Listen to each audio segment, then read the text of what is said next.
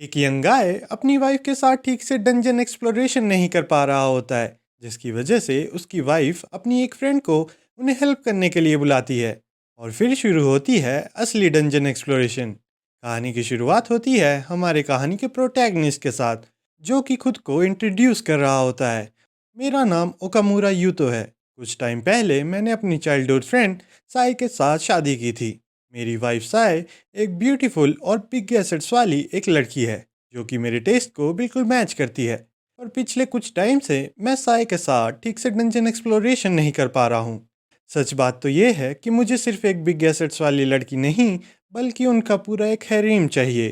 पर मैं अपनी ये फेटिश साई को नहीं बता सकता। पर मुझे सच में एक और बिग एसेट्स वाली लड़की चाहिए। और फिर एक दिन 俺の人生が一変する。お邪魔します。この子、高校からの友達の藤原恵美さん。साई अब सारी सिचुएशन यूतो को एक्सप्लेन करती है कि कैसे उसे उसकी सीक्रेट कलेक्शन मिल गई होती है, जिसकी वजह से उसे यूतो की इस फेटिश के बारे में पता लगता है। और उसकी इस प्रॉब्लम को सॉल्व करने के लिए साई ने अपनी एक हाई स्कूल फ्रेंड एमी को बुलाया होता है, ताकि एमी उनकी डंजन एक्सप्लोरेशन में मदद कर सके। यूतो को इस सारी सिचुएशन पर यकीन नहीं हो रहा होता है, जिसकी वजह से वो साई से इसके बारे में कंफर्म करता है कि क्या वो इसके बारे में सच में श्योर है। जिस पर साई को यूतो पर काफ़ी गुस्सा आ जाता है, क्योंकि यूतो की इस फैटिश की वजह से उसने अपना इंपॉर्टेंट प्रोटीन पहले ही वेस्ट कर दिया होता है।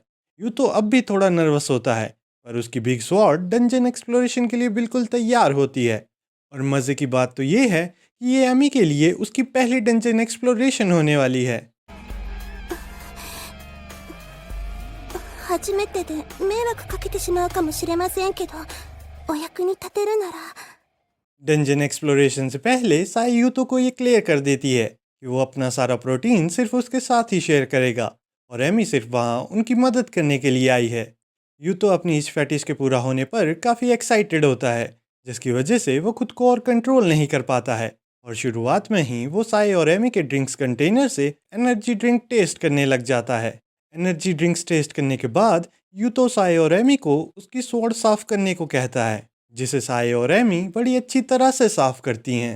अपनी स्वॉर्ड साफ करवाने के बाद यूतो डंजन एक्सप्लोरेशन के लिए बिल्कुल तैयार होता है, और एक ही बार में डंजन एक्सप्लोरेशन की शुरुआत कर देता है, जिसमें पहले यूतो साई के साथ डंजन एक्सप्लोरेशन करता है, और फिर उसके बाद वो एमी के साथ डंजन एक्सप्लोरेशन में लग जाता है। डंजन एक्सप्लोरेशन की इतनी ज़्यादा एक्साइटमेंट की वजह से यूतो खुद को और कंट्रोल नहीं कर पाता है, जिसकी वजह से वो अपना प्रोटीन एमी के साथ शेयर करता है। यूतो के इस एक्शन की वजह से साई यूतो से काफ़ी नाराज़ होती है, क्योंकि उसे अपना इम्पोर्टेंट प्रोटीन साई के साथ शेयर करना था, ना कि एमी के साथ। पर यूतो के पास अभी भी बहुत सारा प्रोटीन बचा होता है, जिसे वो सीधा साई के साथ शेयर करता है। अगले दिन साई यूतो को बताती है कि एमी उनकी डंजन एक्सप्लोरेशन में तब तक मदद करेगी जब तक उसे यूतो का एक परफेक्ट प्रोटीन डोज नहीं मिल जाता। और साथ ही वो यूतो को ये भी बताती है कि एमी उनके साथ वीकेंड स्पेंड करने के लिए आने वाली है। वीकेंड के दिन एमी यूतो और साई के घर पहुंच जाती है, और वो उनके खाने के लिए केक भी लाई होती है। पर यूतो को सिंपल केक नहीं, बल्कि एमी का मिल्की केक खाना होता है, जिसकी वजह से वो सीधा एमी के मिल्की केक को टेस्ट करने लग जाता है। और बिना टाइम वेस्ट किए यूतो एमी और साई के साथ डंजन एक्सप्लोरेशन करने लग जाता है। और इस बार भी डंजन एक्सप्लोरेशन की शुरुआत साई और यूतो करते हैं, और फिर एमी की बारी आती है। यूतो जब अपना प्रोटीन साई के साथ शेयर करता है, तो साई उस प्रोटीन के डोज को हैंडल नहीं कर पाती है, जिसकी वजह से वो बेहोश हो जाती है।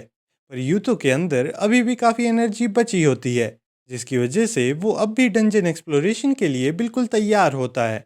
यूतो की इस एनर्जी को देखते हुए एमी फिर से यूतो के साथ डंजन एक्सप्लोरेशन करने लग जाती है।